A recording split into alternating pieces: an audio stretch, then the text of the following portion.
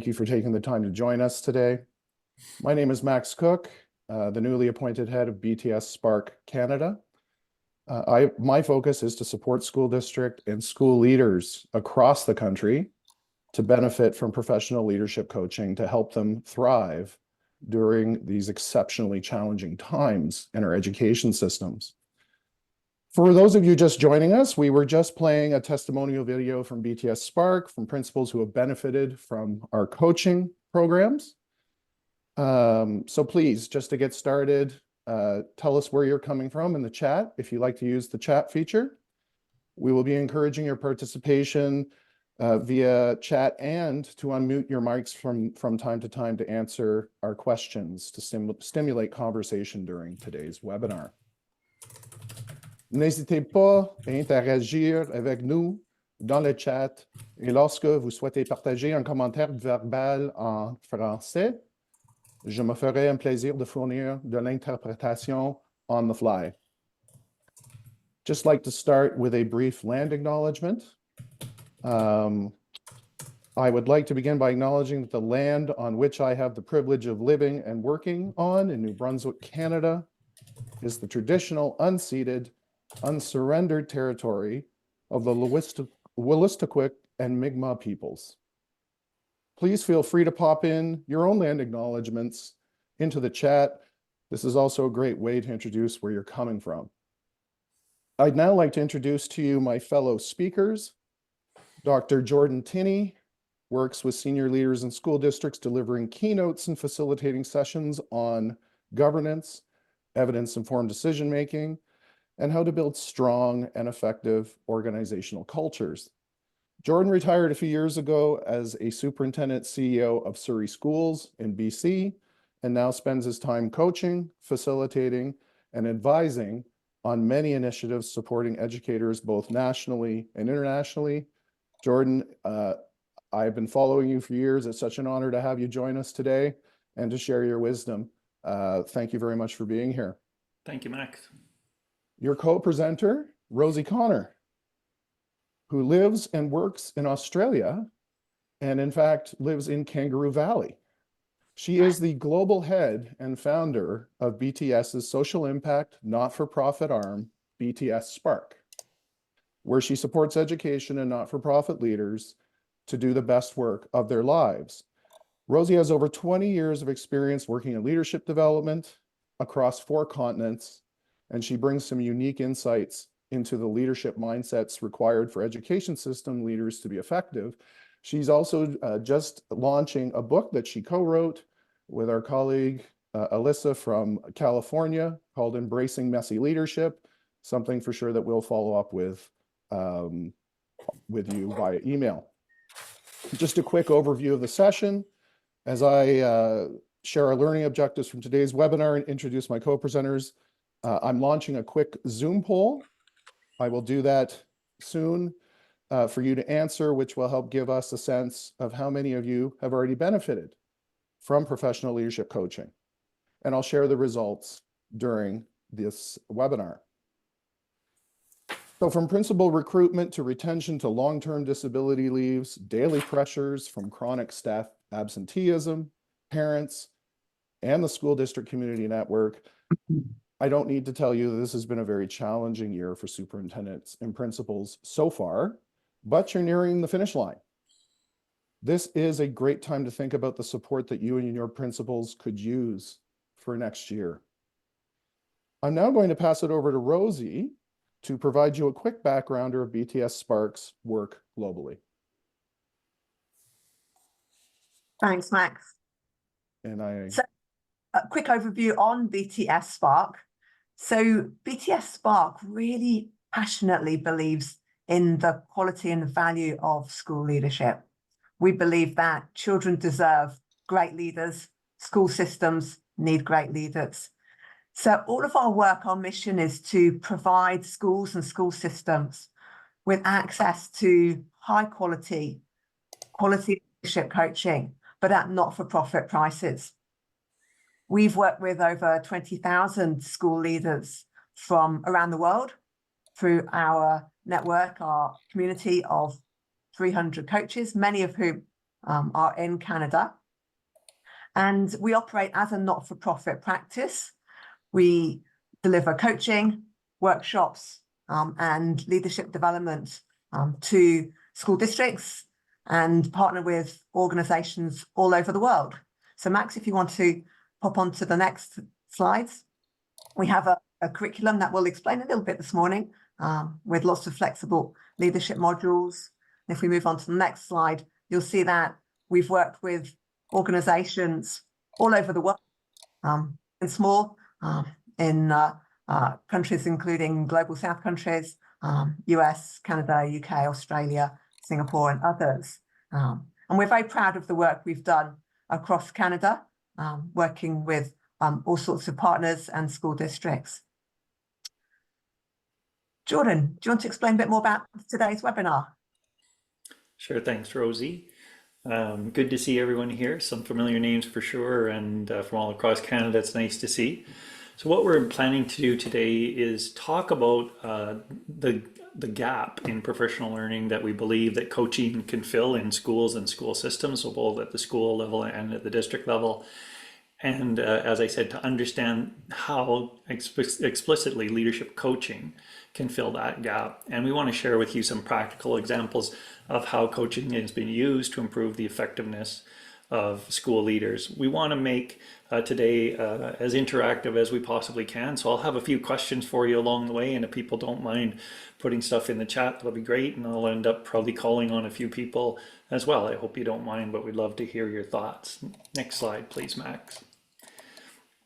So what I found when I was in superintendent, I mean, I had a fairly robust professional learning fund, and lots of opportunities for conferences and different workshops and experiences. But what I found is that I just would go to these workshops, I would go see speakers and amazing people, and you come back enthused, but I just always wondered, did it ever really move the bar, like for me? And did it really improve my leadership? When you go to a conference and you see, again, amazing people, I found that, again, it just didn't translate into the work back in the field. So that's kind of my first opportunity for other people, maybe to put in the chat if that resonates with you at all, that you're finding that whether it's conferences or seminars or even webinars like this, that it's all good information, it's good stuff, it's more knowledge. But what I found was this gap where we really are looking at, well, how does it actually change your practice in the end of the day? So I'd love to see people's chats, if they could, around, does that resonate with you at all? And Max, go to the next question then, or the next slide. So what I found was, as I look, thanks Holly, appreciate that, I found that what I was looking for was this confidential, safe place where I could actually talk about the work in which I was engaged with. They often say it's lonely at the top, and we do have people we talk to, we develop our networks, and we develop all sorts of confidence, but are you truly open with these people? Do you really share what's going on in your district? Even when you're talking to colleagues, you share some of the challenges, but do you share most of the complexity? And my answer was not really. So I discovered that looking at something like coaching, I could find a confidential, safe space to discuss leadership. And it was often very helpful that the person or persons were not connected to the district in any way, shape, or form. I wanted something that was flexible and adaptable, that's absolutely true, and personalized, and providing new perspectives. So all of those things really worked for me in terms of finding someone who I could go to with a strategic initiative and say, well, how am I going to deal with this complexity in the district? And sometimes you have mentors available, and we'll talk about that. But, I think the other part about coaching, at least as I first encountered it, was, some people were under the impression that coaching was just chatting with a colleague or having a cup of tea. Well, that was anything but the case when I first started to get into coaching and seek out how it could support my work. Next slide, please, Max. So we have this stat as well that talks about, well, if you have a goal, a strategic objective, or anything else that you're trying to achieve in your district or in your work, the probability of achieving the goal is about 10% if you hear of an idea, 40 if you decide you'll do it, 50 if you make a plan to do it, and 65 if you commit to someone else that you will do it. But 95% if you have a specific accountability appointment with the person that you've committed to. So for example, when I met with my executive coach over a series of years, as they got to know the district and they got to know the work, they would lead me with tasks to do at the end of the day. And when we came back the next time, she in this case would hold me accountable. Okay, Jordan, how did it go? You said you were going to do these things, and did you deliver? So it's an ongoing journey. It was not a one and done professional development. So it was really super helpful for me to move the bar on leadership in the district and to find a safe space to do that. And Max, I think you were going to talk about, how that applies to school leadership. Well, Jordan, I was going to flip the question back to you and just say, in your experience, is leading a school similar to leading a district? Yeah, I would, I go back and forth this. I'm a big fan of the saying, what got you here won't get you there. I think there are qualities and traits and attributes that you have that you refine and you develop and hone as a leader, but it's different at different levels. I see Michael on the call, and we were talking recently about this concept of connected autonomy. As a school principal, you want to understand where the district's going, but my experience is you mostly want to be autonomous. You want to be able to do the good work that you're capable of doing. But when you work to the district level, you actually want the connected part. You want people to see the bigger whole and to participate and work for the greater good. So this concept of a connected autonomy, where you're both connected to something larger than yourself, but empowered to do your great work. So I think the movement from a school leader to a district leader is taking on that broader perspective and watching your skills take on a whole new realm and domain. So the next slide, please, Max.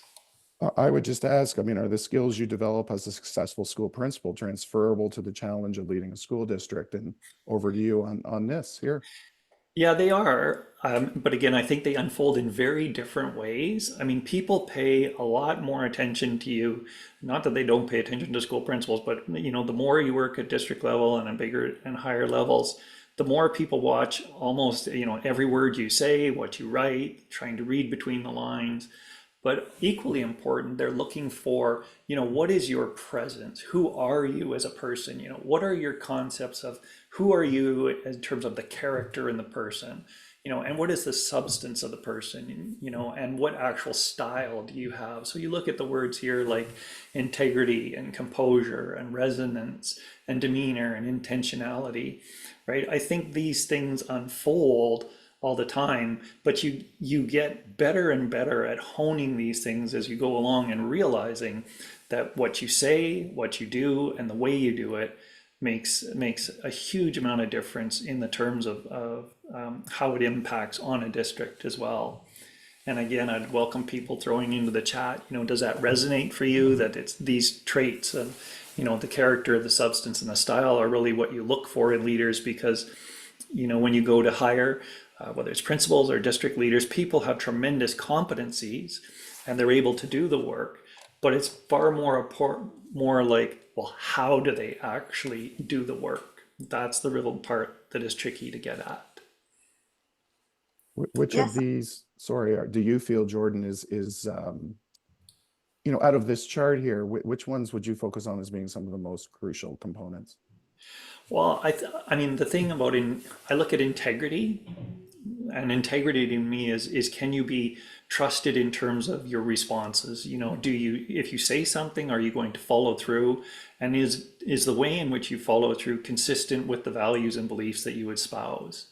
I think the other one that really leaps off the page here for me is humility. I think people in today's context are looking for leaders who have humility. And I think that links to the composure and to the demeanor and intentionality. So I don't think you can look at these independently, but I think people, particularly coming out of the pandemic, are looking for these human aspects, back to the spirit nature of the work. Who are you? How do you show up? And how do you conduct yourself in the work? Hope that answers it, Max. Thank you. Go ahead, Rosie. Oh, it's just interested in hearing people looking at these for the first time. The characteristics that you see in front of you is quite a well-researched model that BTS have undertaken around the qualities of executive leaders. But I know we have so many folk who are superintendents, assistant superintendents on the call. I'd be just fascinated to hear from you. What do you think? Does anything stand out there? Does it resonate? Does it not resonate? In terms of your daily experience of what really matters in these superintendent roles and your leadership.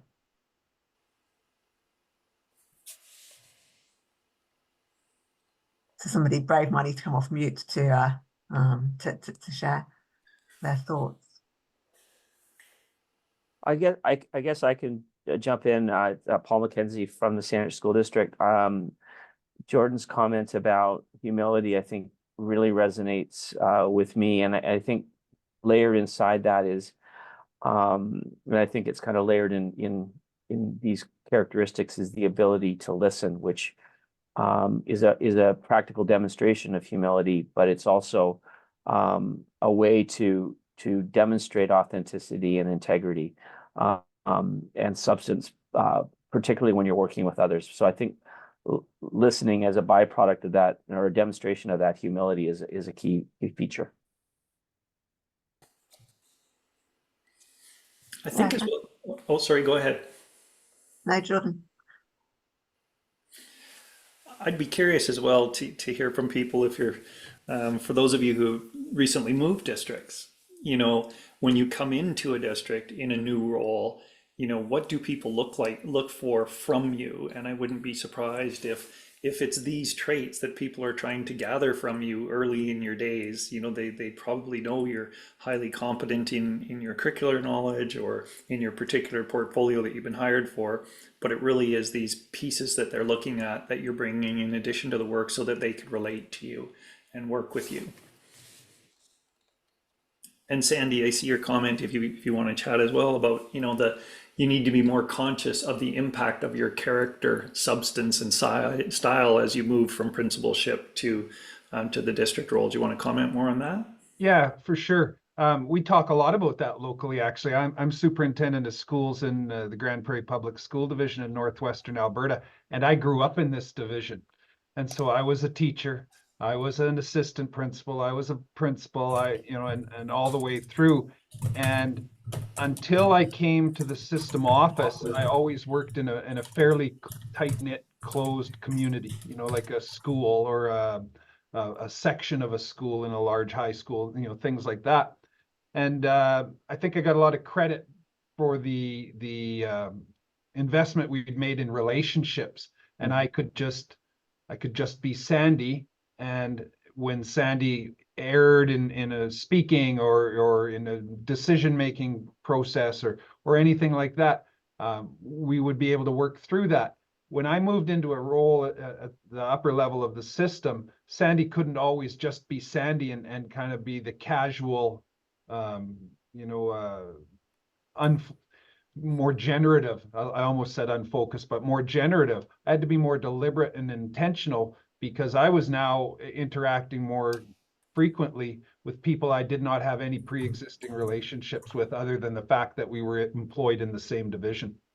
And so that intentionality, that deliberateness to make evident for people the character traits, the style that you wanted them to have, you wanted them to perceive, so that we'd have a productive relationship, became an outcome that you had to be deliberate about achieving. If that makes sense.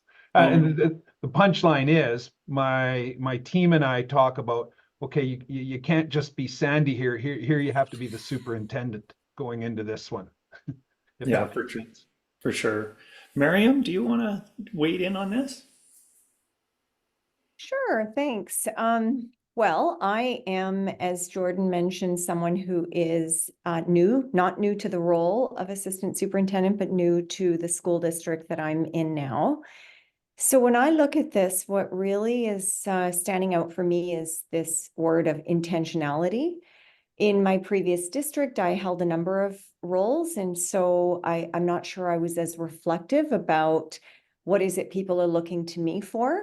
And that relationship was already there. They knew what I was about. And so in this same role, new context, I really am reflecting on how important it is to observe culture, but also to reflect on what is important to me. How do I convey that and develop those professional relationships with new colleagues?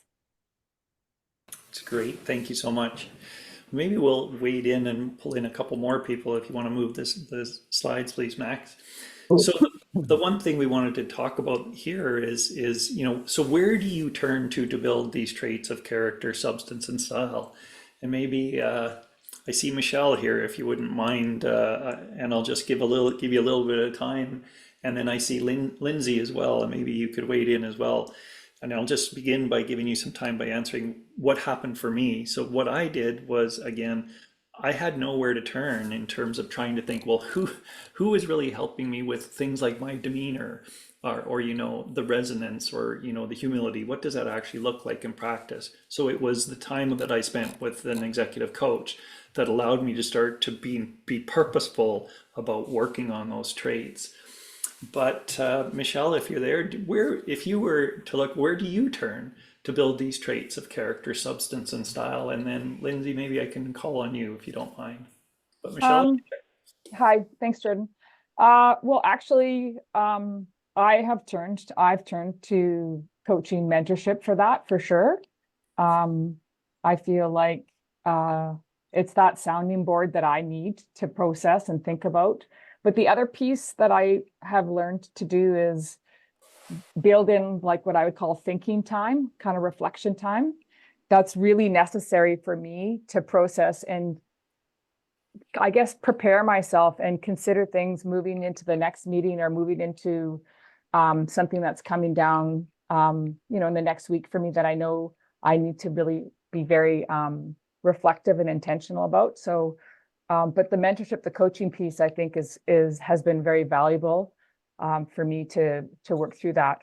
And then trying to fill some time with some things like this, professional learning, where I can bounce ideas off others in similar roles yeah. Thanks, Michelle.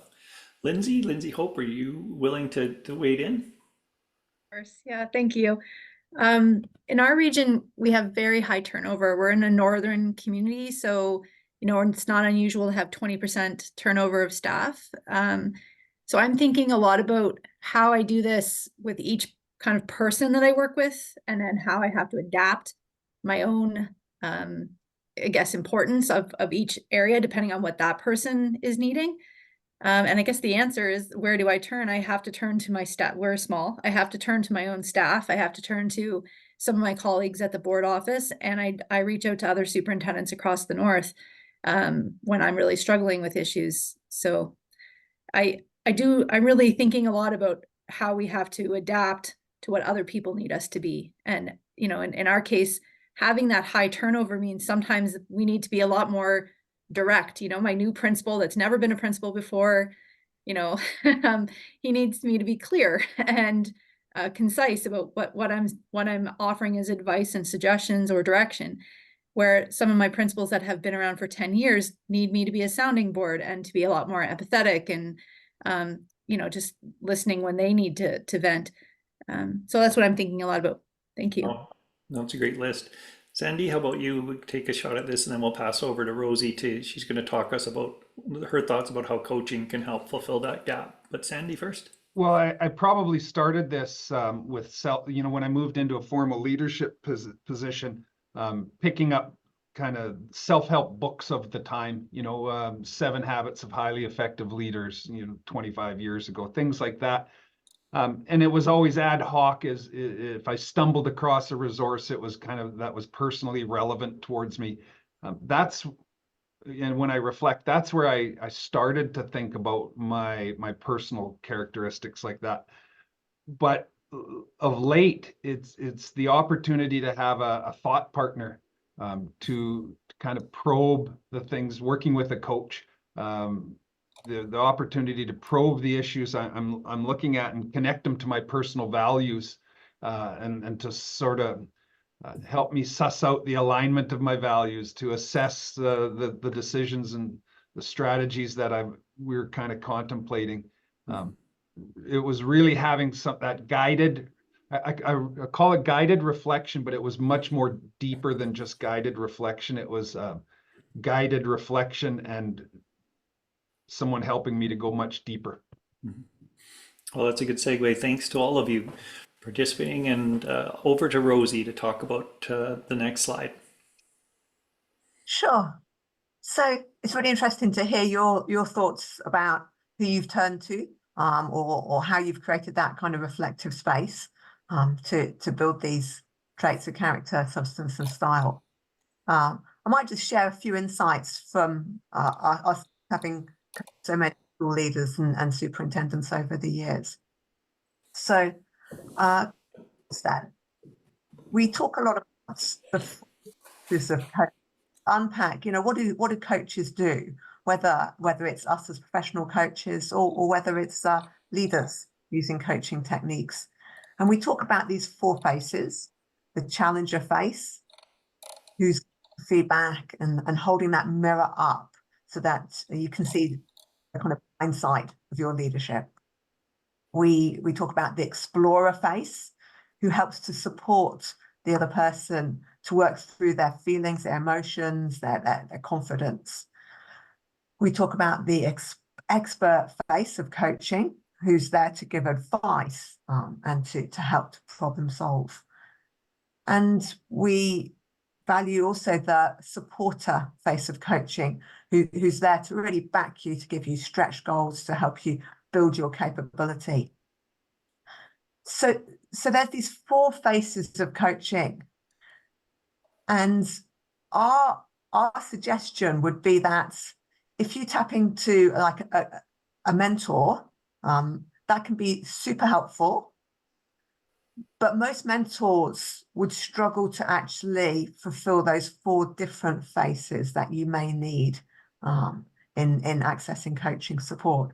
So if we flip onto the next slide, then we can see that the first face, the expert face, this is classically what a mentor does. So you may be coming in as a newer assistant superintendent, and you may be able to talk to somebody who's been in the job for longer, or who's a colleague that you've known previously, who can mentor you, and they can share their experience. You can discuss some of the challenges, and they can give guidance and advice. That would be the expert face of coaching, and mentors are very good at that.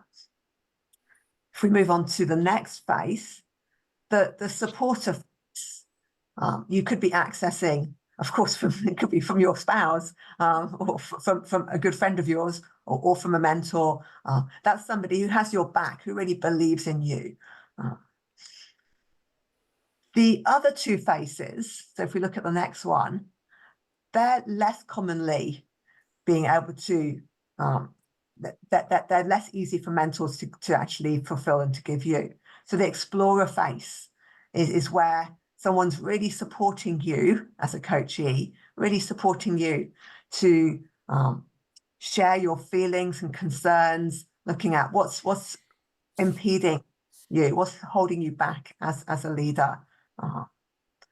And then the challenger face that a coach uses can give you what can be quite challenging feedback, because this is about with the Johari window, this is about exposing the side of your leadership, the shadow side of your leadership that you may not be aware of, and helping you work through that. They're giving you quite challenging feedback. Typically is not what a mentor does, but what a professional leadership coach can do. If we look at the different areas that we as coaches are asked to support education leaders on, that they are many and varied. So on the next slide, we've summarized them in our book. It's called The 4 Greatest Coaching Conversations. You can find it on Amazon if you're interested to follow up. This has come out of data from over 100,000 coaching conversations.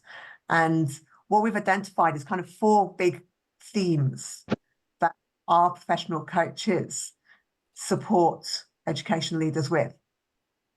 About a third of our coaching conversations support leaders around the B side of leadership.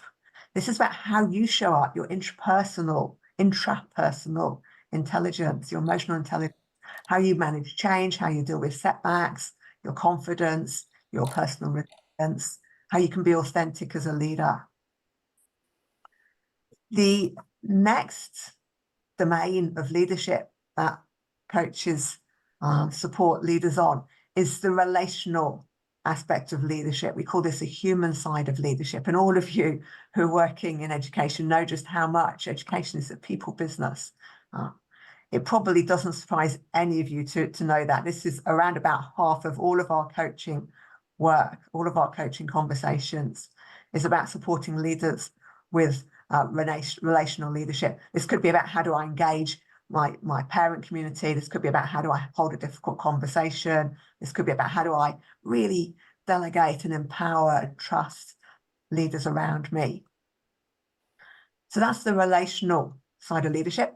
The next side that we support leaders in is called Inspire. This is about, well, first of all, how can you find your own spark, your own set of core values, your own personal purpose that gets you up in the morning, gets you out of bed, gets you fired up at work. But then obviously as system leaders, how do you create shared purpose, a vision for education across your school division or school district or conseil scolaire?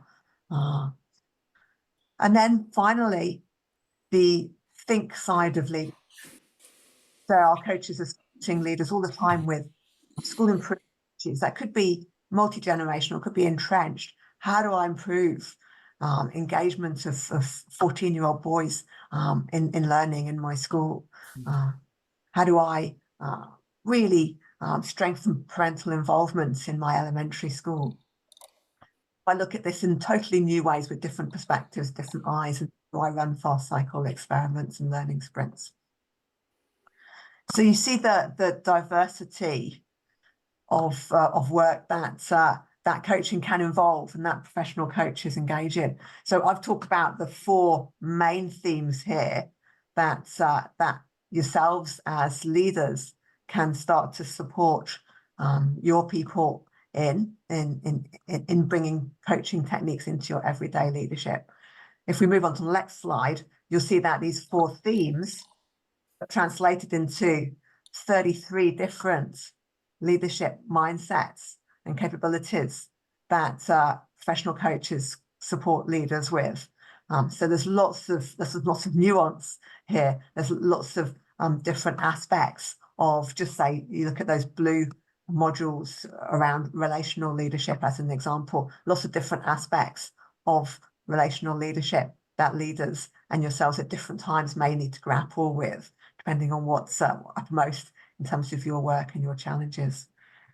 So just sharing those to I guess help to lift the window on what's coaching in all its beauty can involve, and the range of different ways that coaches support leaders that may or may not be beyond the kind of mentoring support that you traditionally are accessing.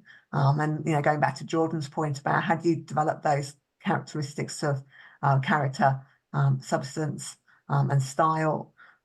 So professional leadership coaches obviously have well-honed coaching strategies and leadership tools that they can share with you, focused on each of those different aspects.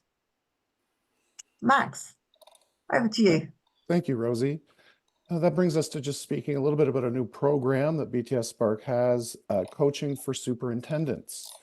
This involves the professional leadership coaching that Rosie describes, and I would view this as still a relatively new professional development option for superintendents in Canada. And part of my role is to build awareness of that through webinars and other ways over the number of months to follow. We're proudly launching a new superintendent professional leadership coaching option where, for example, you would be paired with a higher level accredited executive coach. It's important to note that all of our coaches receive the highest accreditation and hundreds of hours of sessions to achieve this level. This package for superintendents also includes a new 360 evaluation which is focusing on your executive presence and what others are experiencing. This coaching also includes different areas of focus on what Jordan was speaking to earlier, what we were discussing, character, substance, and style. So we wanted to draw your attention to this, brand new and something that we think would be exceptionally valuable at the superintendent level in Canada. I'm just going to throw a question over to Jordan. Jordan, do you think that some superintendents or maybe all could benefit from an external professional leadership coach from your experience? Yeah, well, of course, I'm a little biased because I coach and I have a coach, but yeah, I would say I absolutely believe everyone can benefit. And I never knew the reality of just how significant the benefit was until I started it. And I said, yes, you can benefit, but you need a plan, right? I think many of us fall into the work and we just get into the cadence of the annual cycle of the year. And I'm not sure that we take the opportunity to step back and say, okay, what is it that we're strategically trying to accomplish? What tools do you need? What have you not anticipated? And how are you going to get there? And it might sound simplistic, but it's even things as simple as a timeline. I was working with a superintendent the other day and they said they need to get a strategic plan in front of the board by March 1st. And so we said, okay, well, let's just walk that back. And within 5 minutes, the superintendent realized that they needed to have all of their public consultation done and their data in hand by November 15th, which was a shock to them. So just having, again, that space, the time, and that strategic partner can make a huge difference. Are there any questions on chat with respect to where we've landed so far? Any comments? Just people are confirming that they'll get copies of the slides. Yes, and I neglected to mention that it'll be in your inbox tomorrow morning at the latest. My apologies for that. So maybe what we'll do is move over to the last section of our presentation webinar today. Let's turn our attention towards principals and vice principals. One thing that I heard in 2 weeks of principal conferences, one in ULEAD and one at CAP, often when I would mention principals in coaching, they would say, for me, and I would say, yes, absolutely. You absolutely deserve this type of support in the increasingly complex work that you're doing. And so I think there's also a bit of a perception that we may need to overcome as a hurdle in Canada with respect to this type of coaching.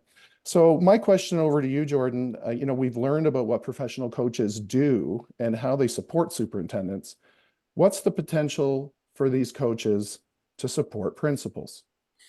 Yeah, and I think it's slightly, the nuances would be slight, but I think it's probably best to just talk about, well, what did we do in Surrey? Because it was the middle of, I think, 2020 in the pandemic, and when people were we felt completely exhausted. And when you think about the temperature across Canada right now with regards to the work of principals and vice principals, so much is being asked of these positions and so much being asked of schools. And I hear a lot right now about people actually losing the thread a little bit about what is the role of education and what is our role as principals and vice principals.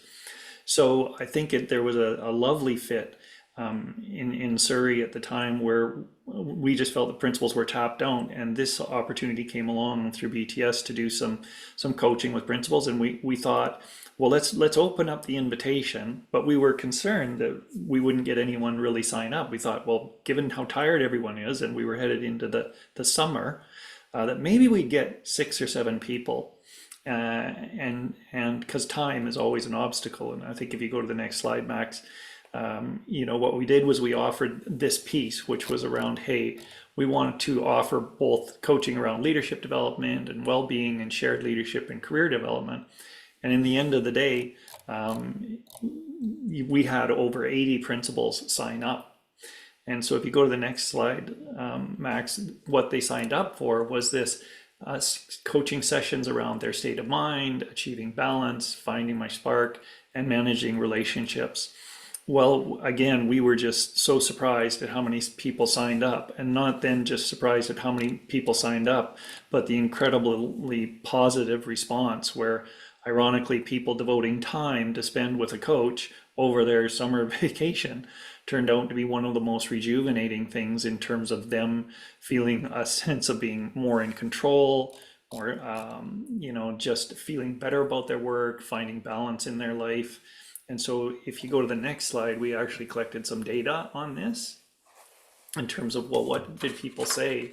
So when we got in, we asked these questions around, did people feel that they had strategies to stay resilient and effective in stressful situations, creating balance, having clear vision, and feeling the tools to manage their energy sapping relationships, and feeling confident about difficult conversations? Well, you see the stats there that before coaching, the responses were very low, and then after coaching, the responses were really, really positive. So I think the example just demonstrates, to your question, Max, can it be useful for principals? Our experience was absolutely. It can be super helpful for principals in terms of helping them feel more confident, more in control, and able to handle the lives around them. So I hope that answers your question.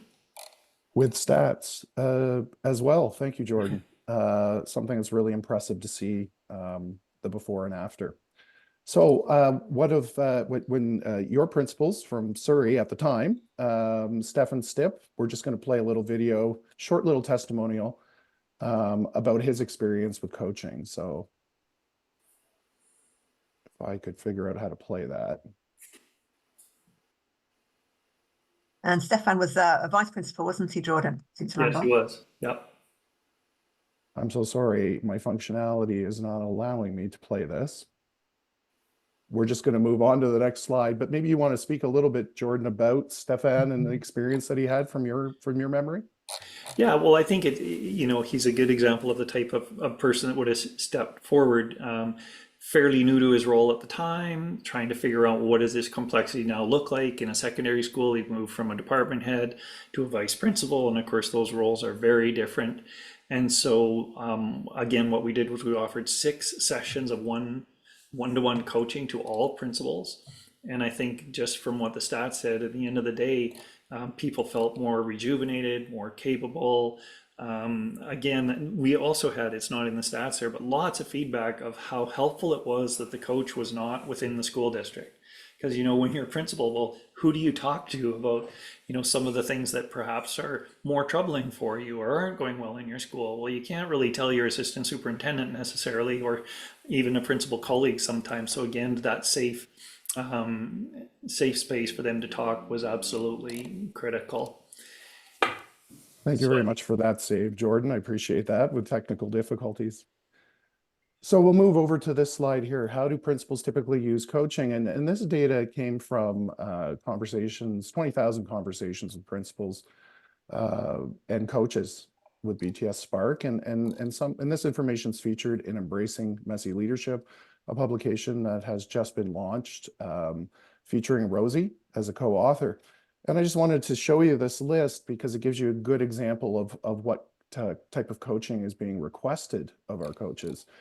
Number 1, courage to have difficult conversations, provide feedback, hold others accountable. That's a relational issue that I think is even ever increasing in our schools with the complexities of parents in the school community, et cetera, et cetera. The next one is just, as a principal, you don't have to fix other people's problems all the time. Delegating and letting go is a really important skill when it just may be easier for you to fix problems yourself. Engaging others, getting buy-in of your staff, changing practice and mindsets is an exceptionally challenging skill that our coaches have provided a lot of support on. Of course, the big one and number 4 is confidence.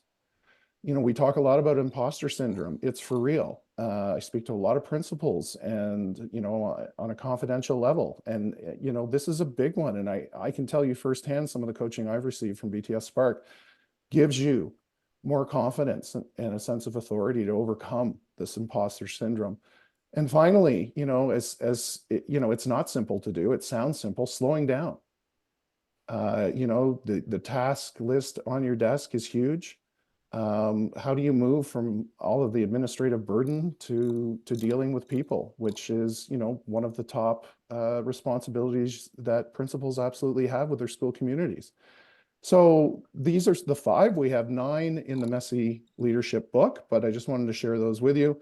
And, and it's just a question out to everyone. I mean, what would your principals ask for support with? Does this resonate with you? Would this be a similar list? So just wanted to speak a little bit about our flexible coaching program. This is this is what, Jordan's at the time, Surrey District took advantage of. There are different options here.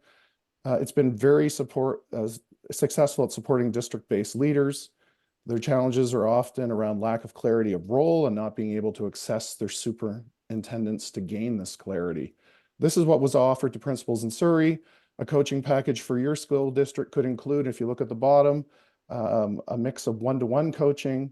It could be all one-to-one coaching for your principals, a mix that we have group coaching, groups of 6.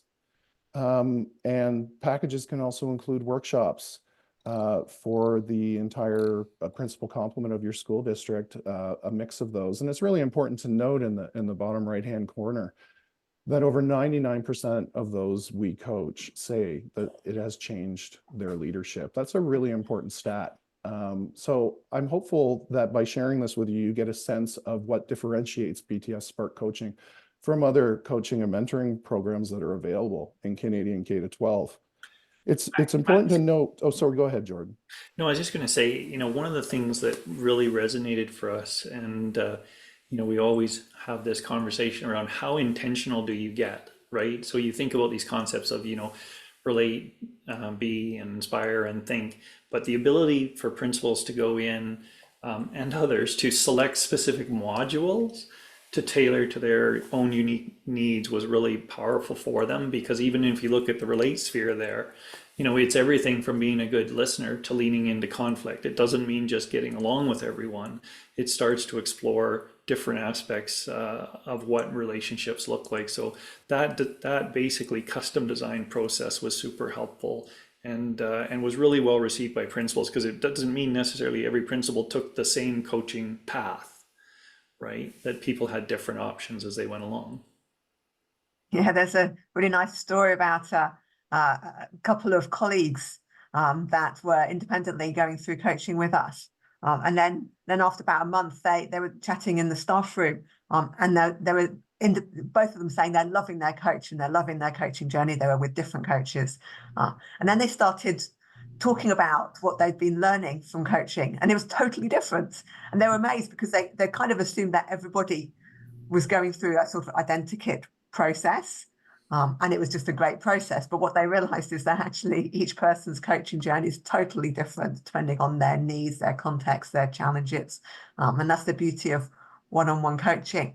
And if you have a range of principals in your school division or school district, some could be very new, some could have been like in post 10 years or more, then inevitably you end up with a very wide range of development needs. So something that's as personalized as one-on-one coaching can really meet each different person where they're at and give them something that they need in the moment. As a question here, Michael, have you seen? Jordan, do you want to? Yeah, I just see Michael's question. Michael, we didn't on the moment look at that. I can tell you we noticed a cultural shift in the organization for sure, because we had so many of our principals go through it. It was basically, over a third went through. But we didn't go about measuring it. And I think that's part of the ongoing conversation we're having around when you talk about some of these concepts like integrity. Well, how far do you go in terms of how does that translate to organizational change? So Rosie, I don't know if you've had experience about actually examining that relationship between individual leadership development and overall organizational change. Yeah, it's an interesting one, Michael. So we work with different divisions in different ways, different school divisions. Many school divisions are looking for individual, personal and professional growth for their leaders, in which case each individual's journey is very different. There are school districts and even school systems. So we're working with a school system with 762 schools at the moment, for example, and they're looking at a complete culture change, culture shift away from a kind of command and control through to much more a way of empowering their schools and the district leaders needing to change the way that they're working. So it's much more in service of the schools rather than kind of very strictly holding them to account. So in that case, you've got a big culture shift. And therefore, what you're needing to do is create this culture shift and change practice and mindset in a particular way across hundreds of leaders. And in that case, we work in a different way where we identify what are the critical behaviors and mindsets that we want all leaders to embrace and adopt and role model and live and breathe, and then specify a program which can be a mix of one-on-one coaching and group coaching and workshops and online learning, but that focuses on specific shifts. And with the map, you can identify specific modules, in this case around empowering others, stretching others, growth mindset, and so on. Well, and maybe to expand upon that, when you talk about empowering others, and I mean, Michael just can share my own experience. I know that, like when I first read your question, I was thinking about it from the lens of principal coaching. If I view it from the lens of superintendent coaching, I believe, I don't have any solid evidence, but I believe fully it can lead to organizational change through little nuances. Like I know that through my coaching, I started changing the way that I interact with the assistant superintendent team, in terms of rather than answering questions for them or resolving issues for them, I would typically change to a way which said, well, I would ask a question like, well, how can I demonstrate my support for your work? And what other information do you need from me so that you're clear on the problem at hand? And it changed the nature in the way the requests would come forward, and it changed the nature of the way that others, I believe it did, others felt empowered to broaden their wings and lead in their own way. I hope that makes sense. Yeah, I think that does. I would have predicted that's the spin-off, but I was also going all the way back to Stafford Beer. I don't remember him in the old days, his research on training and development, where they found that people that were satisfied with their professional development didn't have much of an impact because the organization didn't give them room to behave in the new way. So it was that mechanism. Whereas I think, first of all, you're more explicit about the levers. And even if it was more than one person doing this, and even though they have different pathways, these pathways are reinforcing. It's obvious that they're actually not independent, even when they look a little bit like that, they're going in the same direction. So I can see that impact. And I think the spin-off impact is very potentially and actually quite powerful. And I think that's what's needed now, given that people are stuck in a kind of the cultures that they can't get out of, that they want to get out of. Yeah, I'll leave with this watching our time. I know it also worked out that the nature of the request coming into my office, I'd get assistant soups coming in, and sometimes they'd say, Jordan, I'm just sharing with you, but I'm not looking to be coached. And other times they'd say, will you coach me through this? So it really did change the way in which we interacted in a really healthy way.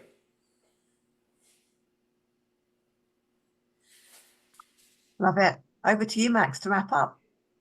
Thank you very much, Rosie. And thank you, Michael, for your comments. And it's just great to hear you and Jordan share your insights on this topic. Really rich discussion. I appreciate it. So just to wrap up, I hope that you've enjoyed today's webinar. Thanks very much to Jordan and Rosie for sharing your time and your rich insights with us. Any last comments from either one of you to share before we close up? I think for me, I'll kick it off. I think coaching is it's an individual journey, but it does have the power, I believe, for organizational change. And it's not, I'll go back to, it's not one and done, and it's not just seeking expert advice. It's finding out who you are as a leader and who you want to be, and figure out then what support do you need to get there. But that's it. That's it for me. Thank you. Rosie? I guess I'd leave with just a word of encouragement to really invest in your leadership as leaders and in principal leadership. All the evidence is that if you invest in educational leadership and school leadership at all levels, then it'll have massive impact on student outcomes. So don't underestimate and be stuck in this kind of humility game of like, I'm not important, it's the children that count. Your leadership impacts massively on the children in your care. Well said, Rosie. Thank you so much to put the focus back on our students. So just these contacts here on the slide. Please get in touch with me if you are interested in learning more about our professional leadership coaching at BTS Spark Canada. Just to note, we are at not-for-profit prices in comparison to what top executives would pay for the same quality of coaching. You can also access more resources and free webinars on our LinkedIn page and on YouTube. We will stay online for a few minutes. If you have any questions or you'd like to ask more individually to Jordan or Rosie concerning your own contacts, we'd be delighted to do that. I'd just like to wish you all the best with your important work leading your school districts forward. Merci, à la prochaine. Bye. Thank you so much. Have a good rest of your day.